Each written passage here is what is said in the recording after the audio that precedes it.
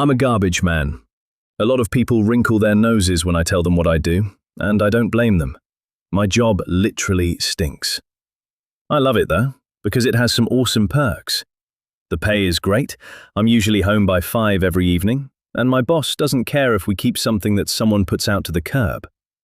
Let me tell you, people throw some awesome shit away. I once took home an entire bedroom set, minus the mattress, because that's disgusting, that didn't have a single scratch on it and couldn't have been more than 5 years old.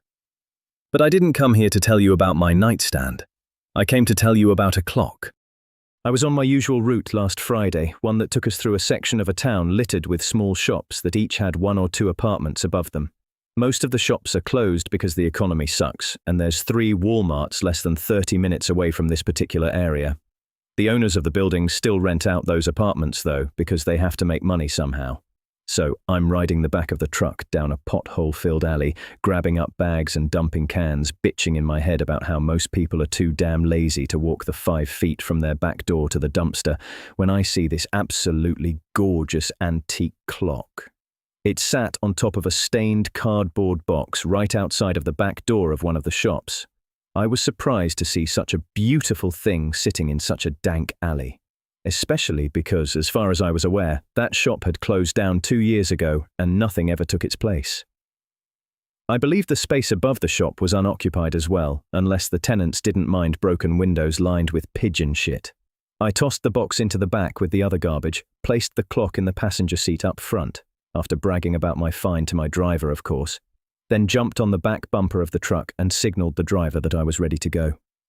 When I got home from work, I cleaned up the clock and took a good look at it. It stood about 1.5 feet tall, was about 1 foot wide, and was made of maple wood with ornate designs carved into the front of it.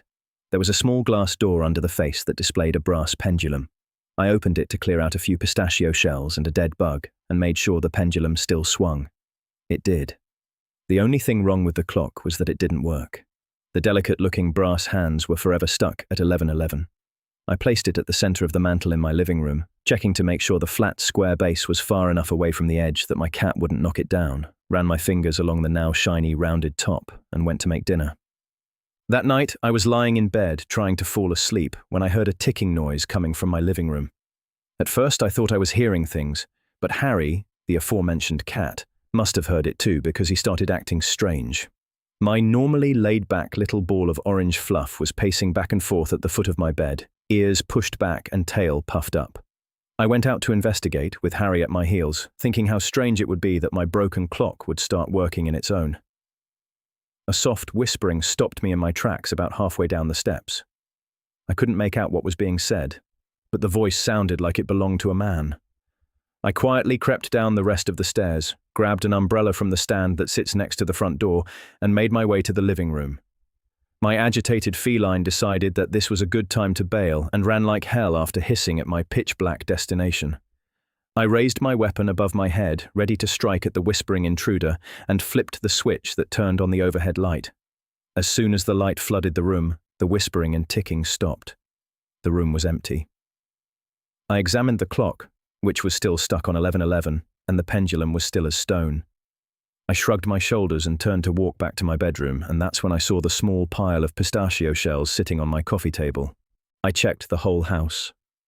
Every door and window was still locked, nothing was broken, and nothing was missing. Except Harry, who had apparently found himself a damn good hiding spot.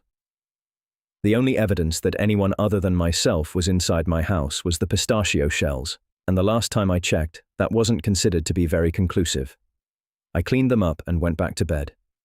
I should have gone somewhere far, far away instead. The next few nights were nerve-wracking. Every night the ticking and whispering returned. The ticking got louder if I ignored it, and went away as soon as I entered the room. Harry refused to enter the living room, going as far as clawing the crap out of me to get away if I tried to carry him in with me. I threw the clock in my garbage can outside on the second night, but it was back on the mantel in the morning. I tried to break it, but it seemed like it was made of steel instead of wood. The wood became paler and paler every time I looked at it. By the time I grabbed the clock and threw it in a garbage bag on Monday morning, it was completely white.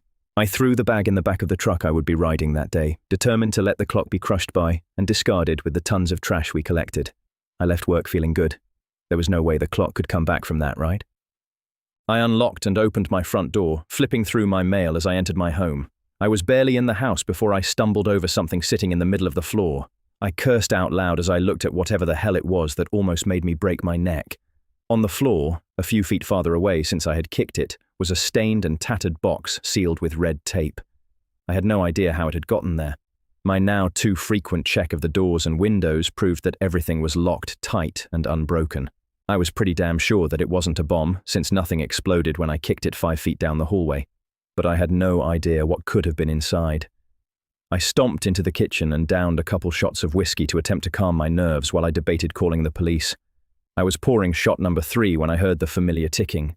I peeked into the hallway. The box was moving. With each tick and each tock, it jumped and shook. I stood, frozen with fear, in the doorway of my kitchen as the ticking grew so loud I thought my eardrums would burst. Harry came barreling down the hall toward me. As he ran past the box, it burst open. Thousands of blood-red leaves and those little helicopter seeds filled the hallway, lifting the cat in the air as a disturbing cackling replaced the ticking noise. Harry disappeared, swallowed by the swirling leaves and seeds that had changed direction and started flying toward me. I ran as fast as I could through my kitchen and out of the door that led to the backyard. I tripped over something, fell on my face and quickly rolled onto my back. I expected to see the demonic tree droppings speeding to swallow me, but all I saw was blue sky. I sat up and looked at my back door. Standing there, in a swirl of red, was a man I had never seen before. He smiled the most unsettling smile I had ever seen, and then the door slammed itself shut. I haven't been back to my house since then. I've been staying in a cheap motel. It's been uneventful for the most part, aside from the box that I found surrounded by pistachio shells on the hood of my car this morning.